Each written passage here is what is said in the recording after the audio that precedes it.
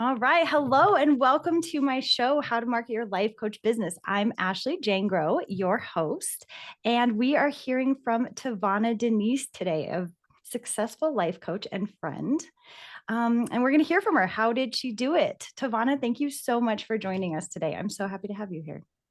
I am so happy to be here, Ashley. Thanks for having me. Yes. So I love that we get to talk about this, your how to, because you and I have had some conversations over the past few weeks about how even though one coach does something one way to reach success, it doesn't mean that all coaches can follow that same pattern to reach success. So, the goal of this show, How to Market Your Life Coach Business, is for our audience to hear from a variety of coaches, a variety of successful coaches on how they did it. So, my hope is that the audience will see that there's no one right way to do that, but there's so many different possible ways it can work. So I'm really excited to have you here to share how it worked for you. So I think what makes you, TaVona, very unique in how you built your coaching business is that you built it as you were running another company, your own company. Is that right? Yeah, I had a physical therapy contracting company. I practiced as a physical therapist for 19 years. And yeah, it was interesting trying to juggle both. But I really like to think about it as because of the type of business it was and me contracting myself out, it was very much like a person who has a full-time job trying to build their business. The difference being is if I don't have a contract or if I don't work, I don't eat. Yes, I love that you said that. So there was nothing else going on. And then you mentioned that once you went full time with your coaching business, there wasn't a safety net there. There was no, job you could go back to. There was no partner supporting you financially. And I loved the way you put that. If you didn't make money as a coach, you didn't eat. Yeah, I mean, and I think because of my years as a contractor and already having that mentality of like, I have to go get it. I don't wait for it to come to me. I always have to go get it. And I always have to be mindful of what my home needs are and what amount of work or what number of contracts need to be in place for me to get it. It wasn't as difficult for me to keep that mentality or that mindset and that way of working when I became a coach. So I think one of the things we were talking about is you were like, have you ever wanted to go back and get a job? Well, during the pandemic, I decided that if we were all going to be stuck in the house, I wanted to be stuck in the house by somebody's beach. So I moved to Mexico. I moved to Playa del Carmen, Mexico to be 2 blocks from the beach. And so yes, there have been low months. Yes, there have been low times, but that doesn't mean, at least for me, because it's me, myself, and I have to feed myself. And I live in a different country now where I can't just go to the nearest hospital and pick up another contract. I have to make things work. There's no other option for you. That's like a whole other podcast episode. I'm like, I want to hear all about your experience picking up and moving to another country. That is so interesting. So I think that's really fascinating because in some ways, what you're talking about could have made it easier for you. Like you already had that mentality of go get it. But in other ways, it made it harder for you too, because like I said, there's no safety net there. No, and I think it took me a long time and really COVID, I tell people COVID kicked me out of the next. So it took me a long time to really trust that I could fly and that I could do it myself in this kind of business, which was very different than the contracting company. Because there was no safety net. Like I knew that I knew that I knew what I was doing as a physical therapist. I knew exactly where to go find the contracts. I knew exactly, I had so much practice over the years. I mean, 19 years. I knew exactly how to go get it. And in this, it was a learning curve and it was a different way of being. And yes, business principles are the same, but how you get clients and you, like I said, I get one big contract or I have somebody bring me in versus, okay, I've got to go and find individual clients to make up an amount that I could have done, covered me for years in some places Oh, I with other love this so contracts. much. And in just a minute, I'm going to ask you to kind of like walk us backwards and reverse engineer how you feel like it came together. But I want to point out that in our industry, like especially within our circle that, the life coach school that we graduated from, you're really known as a success story. Do you feel like that's accurate? Is that right? I mean, I guess so. I mean, I guess see it's your more of picture all a, over the website. So oh, the okay. Well, marketing yeah, materials. it's success, but I think behind it, what maybe is not talked about as much is the story of tenacity. Like Mm. I don't think one comes without the other. And When so when do you feel like you hit that point where you feel like you had made it? I mentally made it before I actually made it. And so I'll tell you what I mean. Okay. I got certified in 2014 and it was tumultuous. We didn't get any business training. We had to go figure it out. And I had figured it out to a certain level, not a level to where I felt comfortable leaving physical therapy, but I had figured a few things out. Then I had an incident and family issues and just a lot of things. And I went on hiatus for like 2 years. Came back and started doing burnout coaching for people. I decided I love coaching and I couldn't leave it. Like I had not really done anything with it other than family, worked on it with some patients and things like that. But I said, there came a point where I was like, no, this is what I'm supposed to do next I love in my that. career. Mm-hmm. And I'm going to make this work and I'm going to keep going. Get it this time. And that's when I say I mentally made it before I actually made it, because that year, and it was like a half a year, I did like $10,000. Okay.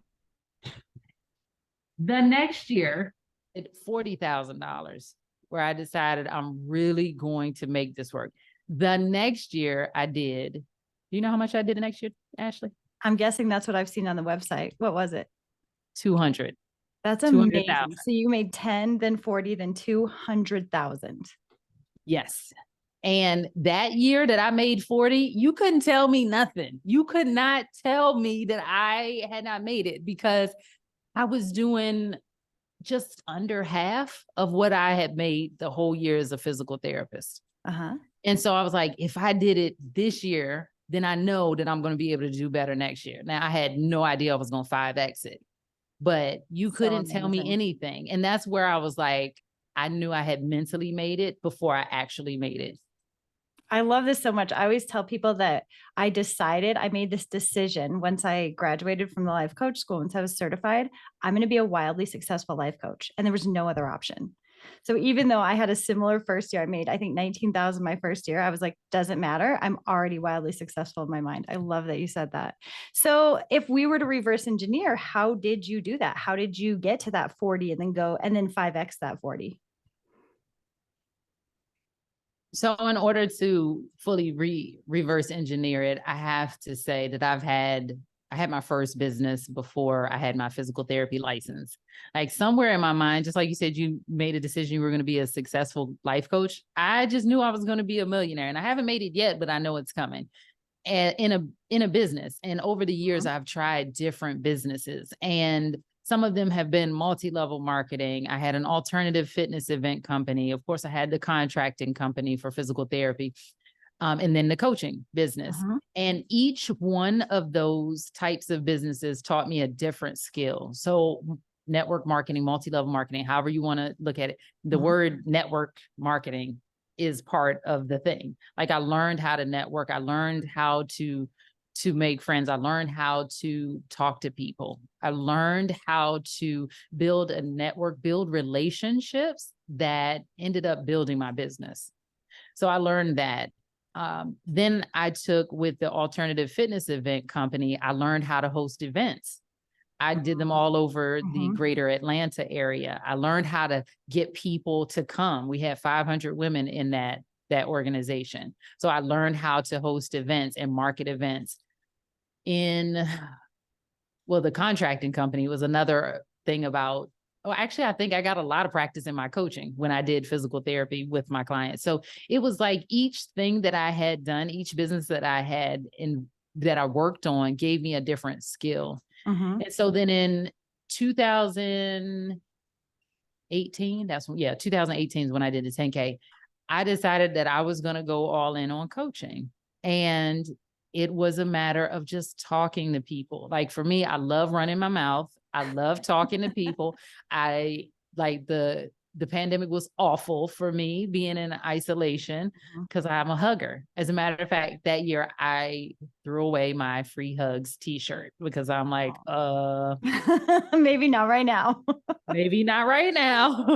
Right. So I think my business was built on relationships and people coming, bringing me in, just like now, what we're doing here today, to be on their podcast, to be on their stages.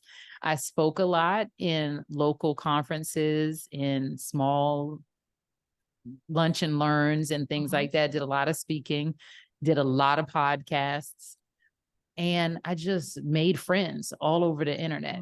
Mhm. I love what you're bringing up here because I think a lot of people feel like people who are able to be successful starting a coaching business have all these other skills that make it easier for them.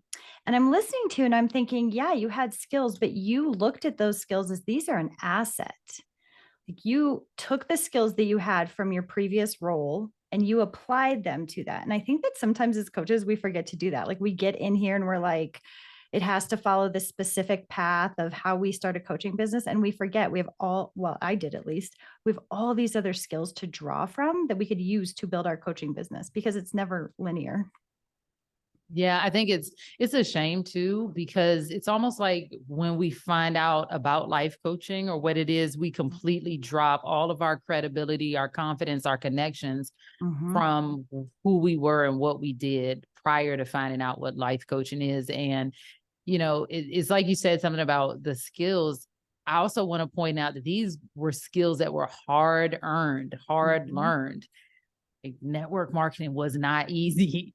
It was not easy. You really had to get over yourself a lot and do things wrong and be Mhm. awkward and all of those things. And so, yes, I did come with that skill, but it wasn't like because I was like I didn't have that skill. I built that skill. Absolutely. So do you feel like any coach could take those things, what you've said, you did events and you got out there and met people. Do you feel like anyone could repeat those steps and reach success or whatever they considered to be success with their building their coaching business? Oh, 100%. And I think you get to modify it based on your personality, your preference, your Mhm. strengths, the skills that you come to the table with, your assets.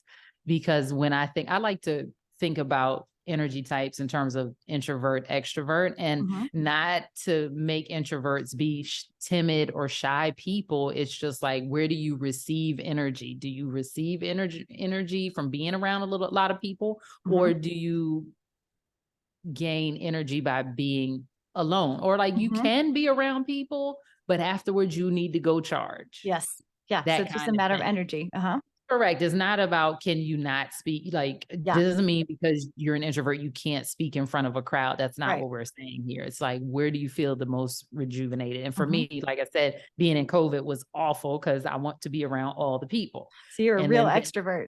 oh, yeah, and the Same. introverts were like, "Thank you. We've been waiting for not to have an excuse to not go out and be around Mm. people." So Uh-huh. that's really the difference. And Yep. so it's like in events, can you do them? Yes.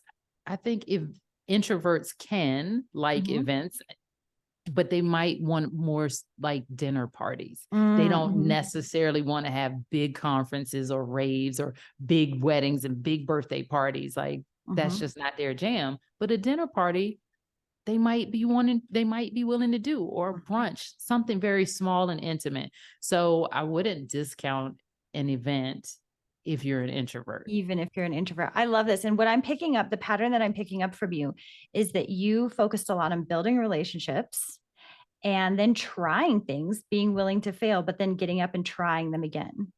That's kind of Mhm. the pattern I'm hearing. So walk me through, you were having these events. How did that result in, I mean, I'm assuming people weren't just throwing money at you. How did that result in $200,000? I mean, I don't know. They might have been. So the 200,000 came in 2020, Mhm. and I immediately went into action. I think from the alternative fitness event group, knowing how to draw a crowd, how to bring people together, Mhm. and from the relationships that I had, I created the online business summit for women in healthcare. I think that's what. Okay. And between myself and some other people that I knew that were already in the online space prior to the pandemic. So we weren't talking about people that just jumped on the bandwagon. Like I already knew them before then. We all got together and I asked them to come in and host a part of the summit, but I put everything together. Okay. And so that was one of the ways that I used events to not just build my list, but build some credibility within the community, in a very specific community, women in healthcare who wanted to build online. And so that was one of the ways that I did. And from there, also going in to speak at other people's virtual summits that year. So when we think about events, sometimes we think about hosting them, but I'm like, how about use leverage? If that's not your jam and that's not what you want to do, go find somebody who has already gathered the people that you want to serve. Go speak at their events, go speak at their summits, go speak at their roundtables. Like I said, I used to do little lunch and learns and little trainings. Well, then I did the same thing virtually, small Zoom rooms where people had gatherings of people that I could serve. I love this so much because I'm hearing, not only did you put something together that would bring them value, but you brought somebody from outside of the life coaching industry to bring a different kind of value that would be useful to your audience. So fantastic. So walk me through what that looked like financially. Were those paid events? Did people pay to get to those? And that was part of your income then?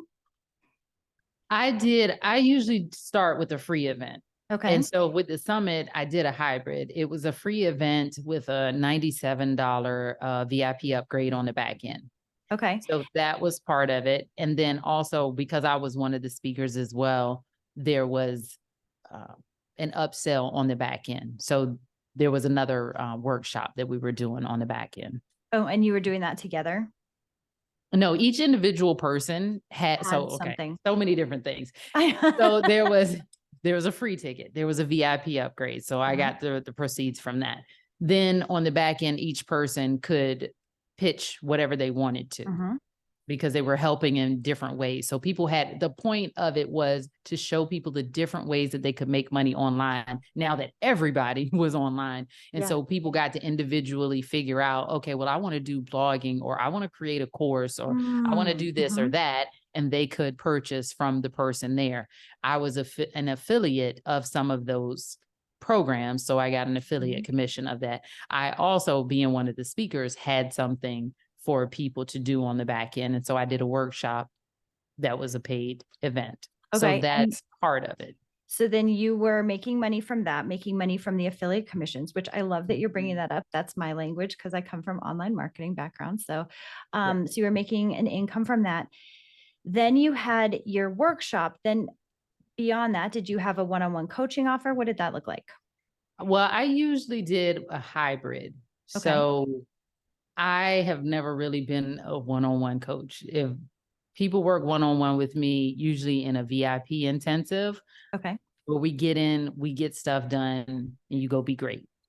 Or we do a hybrid where it's a group process. And at that time, the way the group worked was I had AB weeks. So 1 week I did a bunch of one-on-ones with people. The second week was group. The next week was one-on-one. The next week was group. So that way there was always a touch point with me, but it wasn't always one-on-one with me. Oh, this is so fascinating. I love hearing this. I love hearing the different ways that coaches have set it up. How do you feel like you came up with that idea?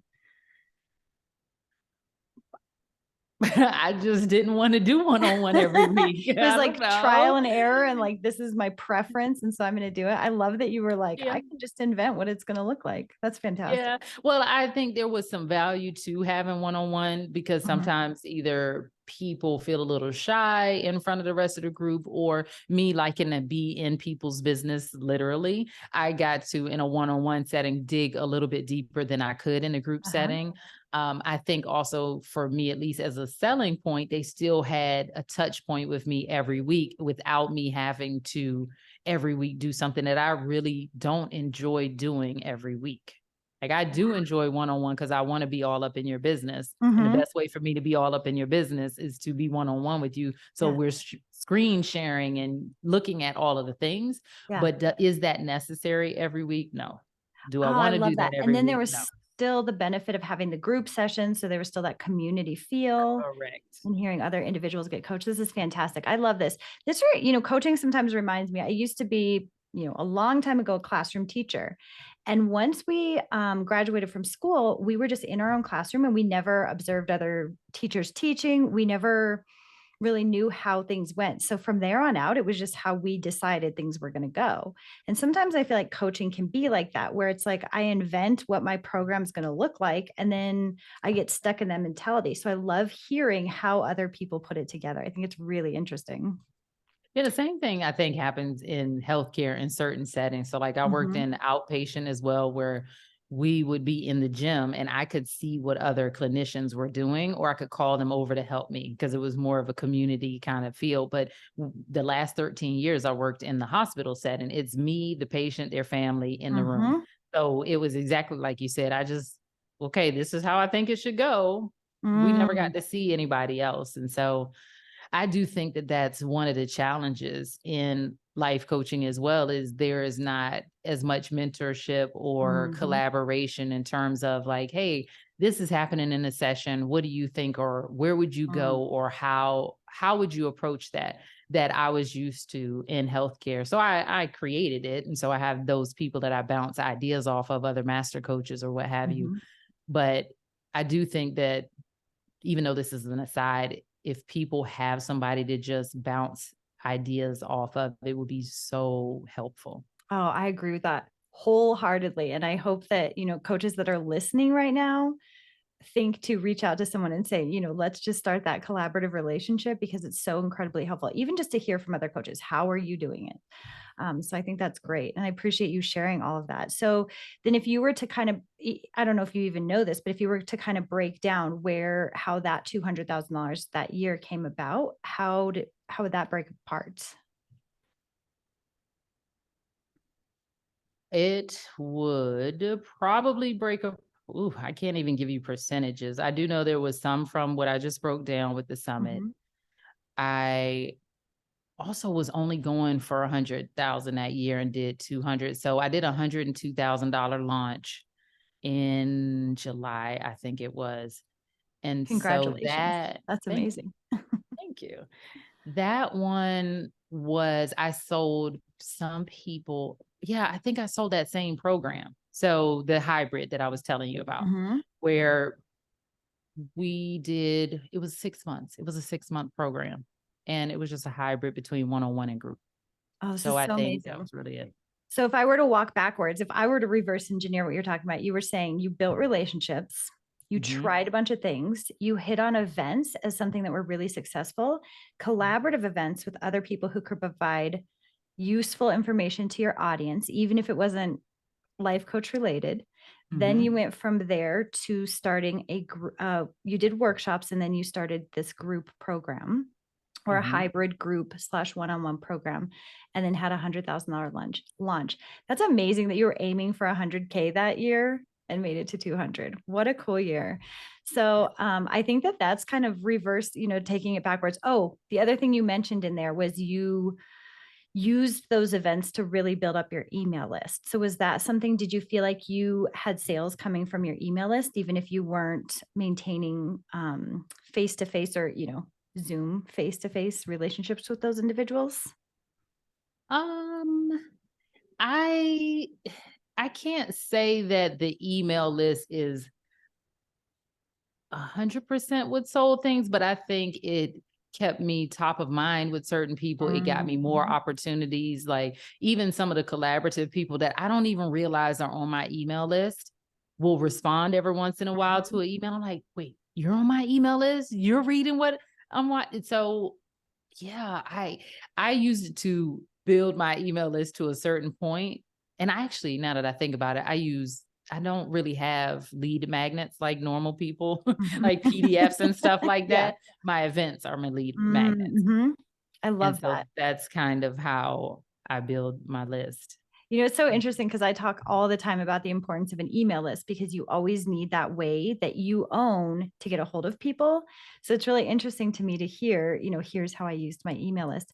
I think it's also fascinating that even though you enjoy social media, you haven't even brought that up, that that wasn't one of your primary marketing strategies. Oh, well, let's talk about it because it actually was once the world, well, it's even before. Okay. So like, I have to preface this because remember, I was building online before the world shut down. Mhm, So the way that I use social media is still groups and events. That's what I would say. So I was very active when I was doing burnout and business coaching for healthcare professionals specifically mhm. in some healthcare professional groups.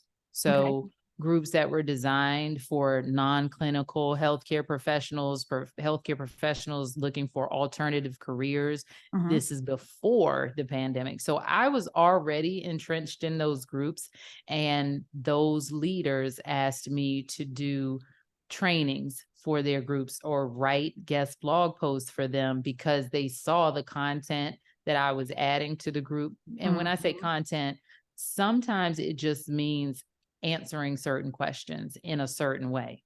Doesn't mean that I came up with the perfect post to put out there. I was just very helpful in the groups, and giving answers from my angle, which was very different because I was coming from a life coach background, and Mm, everybody else was coming mhm, very much from this healthcare professional and mhm. all the credentials and all of the degrees and all of the alphabet soup behind their name. And so the way they would answer a question or a challenge that someone posed in a group was very different than the way that I answered it. And so Mhm. I lit up like a light bulb. And so they would ask me, hey, can I interview you? Or can you do this training in here? Or can you write for my blog? Of Oh, this course is I so can. interesting. Because what you're saying, you're talking about using social media, but what you're really describing is a continuation of relationship building. You weren't just using social media to go out there and say, here's my blog post, here's my webinar coming up, here's educational materials that you were posting. You were continuing to build relationships, but using social media as your medium to do so. 100%. I love That's exactly what I did. And it still goes to building relationships and using leverage, right? Mhm. Because I didn't have my own Facebook group. I went in their Facebook groups. Mm, mhm. Yes, I did host my own summit at that time, but that was in 2020. This was in 2019. I was active in other people's groups. And I think that's a huge distinction Mhm. point, especially even for the introverts or anybody that's like, okay, I hear you. I kind of like the idea of an event, but I'm weirded out or freaked out, worried Yeah. that nobody's going to come. Well, guess Mhm. what? If you're going into somebody else's event, you don't have to worry about that. You don't have to market. You don't have to plan Mm. it. You don't have to do anything but show up. So your job is to build the right relationships so that you can get into the right places with the right people. Yes, that's so good. And what I'm also picking up that you're saying is you weren't going into life coaching groups and saying, here's my niche, or mentioning, you can talk to me if someone's looking for somebody that is in your niche. Or a coach for what they're struggling with. You're talking about you were going into these Facebook groups that applied to something else and then sharing your unique perspective as a life coach. So you weren't going into somebody else's event or group and trying to take business, the same kind of business that they were going for. You weren't competing with anyone. You were just creating value in groups that could benefit from having the advice of a life coach. Well, 100%. And incidentally, business coaches, Mhm. consultants, whatever they would call themselves, would ask me to come into their groups as well. Mm, Because even though I am a business coach and consultant, I'm heavy on the mindset, but I can do the other things. So I wouldn't play up the consultant part. I would play up the mindset piece as an asset to their community. So they've asked me to come on their podcast. They've asked me to come speak to their masterminds to the tune of $5,000. Like this is what's possible when you know your lane and you know how to play it up and you know how to read the room and you understand. Like I'm coming in trying to serve and I want to be an asset. And I think as I'm saying this aloud to you, this in part came from being a contractor. Like I want to be so valuable. This literally was happening, Ashley. I made myself so valuable as a contractor, meaning one of the highest paid physical therapists in the room. Like, it costs a lot of money for me to come in and work with patients, but they would call off full-time staff before they would call me off. Wow. This is so interesting to me. I think this is really what we mean when, or what we're supposed to imagine when we hear about creating value. I think it's so common for us, and I'm saying this from my own experience, to think, okay, I need to write blog posts and create value and then distribute them on social media. And I need to write really good emails. But you're saying you were going into these existing audiences where your audience was already gathered. You weren't competing, but you were creating such intense value. I think it's so incredible. What a great strategy. And you were able to get to 200K doing that. So that's amazing. Yeah, it's how I filled my first group, in other people's groups, where they then asked me to come, like, talk about my thing to their group. Mhm, And I think it's one of the, when I do teach this strategy to other people and they've heard Facebook groups and they're like, it doesn't work for me, mhm, it's most of the time they're doing the right thing in the wrong place. And mhm, that's exactly what I mean. Like, if you go into a business coaching group and you're a business coach, then it's kind of like what you said, or let's not use business for a second. If you go into a weight loss group mhm, and you're a weight loss coach, that's can be very awkward and weird if mhm, you go in there and start talking about that. But this person has built this community for their people. mhm, However, sorry about that. However, if you are coming from a mindset perspective and they're coming from an eating and exercise perspective, or mhm, emotional eating, like, you know how to help with that part, then there's synergy there. There's mm, not really competition there. You can be an asset to them. Or if you go into, let's say you're in midlife and you're a weight loss coach for people in midlife, but you're in just a general midlife group for mhm. women, then when anybody starts talking about their hormones out of whack, and whatever happens to the body in premenopause and postmenopause, then you're going to be able to speak to that, and you're going to light up like a Christmas tree, Right. And just talk because you're about it. bringing something different to the Yeah. conversation. I love this. One of the questions I want to ask you, because I get this a lot, is, well, how do I go into those Facebook groups and talk without being promotional? Because that's not allowed. Right. But you don't have to be promotional when you know what you're talking about. Mhm, When you go in there with a spirit of service mhm, and you genuinely answer the questions that you see coming up, and or, like, I follow human design, so I'm a generator, and our natural strategy is to respond. So sometimes when something happens and you feel like you can not say something, yeah. then that's the best kind of, like, post to put out there. And you just don't put a lot of pressure on the post. You said what you said and Mhm, keep on moving. Like, I think too many people are going in there, putting pressure on the post, expecting things to happen, mhm. and just being like, I don't know what happens when people get separated by the computer screen and forget that they're human beings. It happens, doesn't it? Yeah, but I just think the way that I continue to ground myself is like, this is a human being on the other side of the screen. So if I'm in a Facebook group, maybe I position it in my mind like I'm at a networking event or a Mhm, conference. Or maybe I position it in my mind like I'm at a dinner party, or I'm at somebody's house, I'm at a party.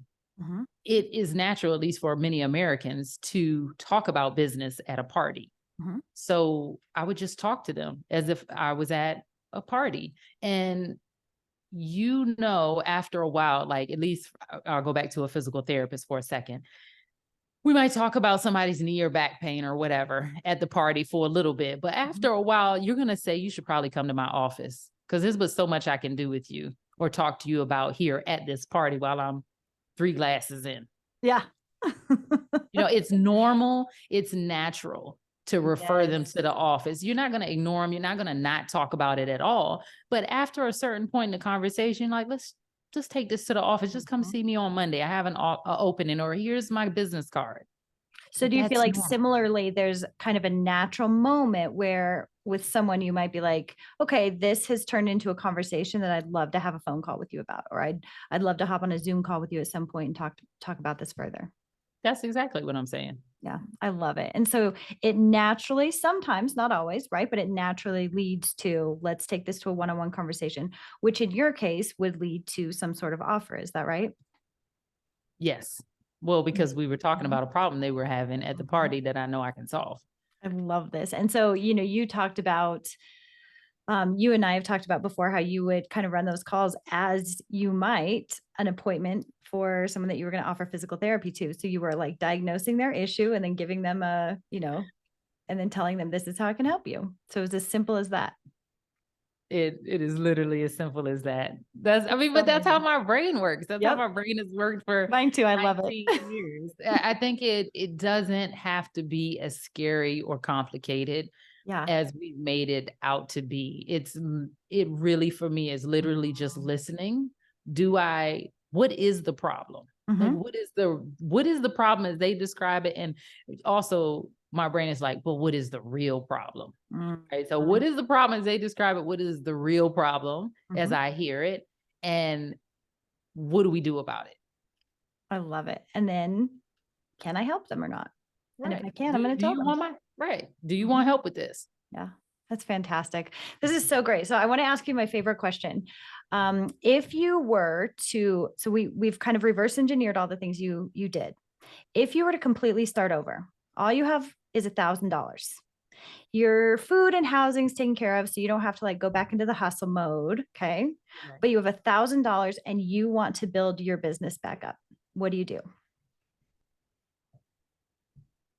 I think I would have a coach or a consultant, somebody outside of my brain to help me with this brain. Because I tell people all the time, like as smart as I am, and I know Mhm. I'm really, really smart, I am the pickle inside the jar and I cannot read the label sometimes.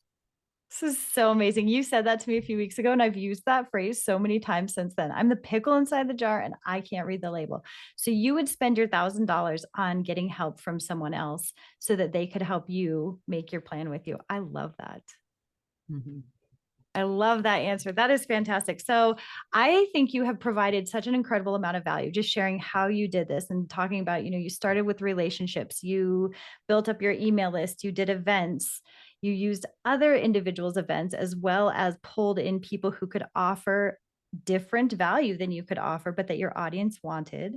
And then you turned that into a hybrid one-on-one slash group program. This is amazing. This is exactly what I was looking for. So I think this will be incredibly useful for other coaches just to hear, here's how I did it. So that is wonderful. So my last question for you is what is your current offer that you're offering right now? And then how can our audience find and contact you? Oh, sure. Yeah, well, it's called influence. And that's really around how to become someone that people want to hire, collaborate with, and refer to. And it came out of a frustration of watching so many of my colleagues flounder and be Mm, frustrated and have a love-hate relationship with social media and think that they had to create TikToks and reels and scroll stopping content to try mhm. to quote unquote convert cold leads. All of it just feels cold and masculine and broy. And I hated it. And I also knew that a lot of my clients that I had also helped get to 100K, we didn't build like that. We had a more feminine approach. It was more around connections and collaborations, literally everything that I've been talking about today. Yeah. And so I decided, because what I saw people being taught that they were getting frustrated with that wasn't working, is they were Mhm. being taught how to be influencers, not how to have influence, Mm. not how to leverage the influence that they already have. And so that's what we'll be doing inside of that 6-week visibility accelerator. I love that. Is that specific to coaches? No, I work with service providers, and they can be on and offline because, as you can tell, I've done a lot of work both on and Mhm. offline. Service providers, consultants, those kinds of people, Amazing. And also for coaches, though. first and foremost. Always. I love it. So then how can people find you? How can they get a hold of you? The best way is to come say hello to me on Instagram. Please do find me in the DMs and say hello. I'm at TaVona Denise, TAV as in Victor, ONADENISE. And that's it. I'm so happy that you said that because a lot of times it can be intimidating when you've looked up to a coach, when you've seen them all over the marketing materials and on the website of the Life Coach School as a high successful earner, it can be intimidating just to reach out over DM. So I'm really happy that you made that. No, I do not bite. I actually told you, I don't know how many times I've said it today. I love people. It's Mm. like, I told you, I used to wear to the airport a shirt called that said free hugs and would give hugs in the airport. So It's like getting a virtual hug. when I run into you at the airport or at our next mastermind event, I should come up and hug you. And so should all the listeners here. Absolutely. I I will be love it. slightly offended if you don't. I love it. I'm going to give you the biggest hug when I see you. Thank you Cannot so wait. much. Thank you so much for all of your information. So that is all I have for today, friends. So I just want to thank all my audience for being here with us today and for joining us on how to market your life coach business. So please take a moment to like and subscribe to the channel if you're watching this on YouTube, or to follow and leave a review for the show if you're listening on a podcasting app. So that just helps us reach more individuals. And for more help with marketing your coaching business, definitely connect with TaVona Denise, and then come join my free online community by going to marketingforlifecoaches.com and requesting to join. I look forward to meeting you there. And thank you so much, TaVona, for being here today.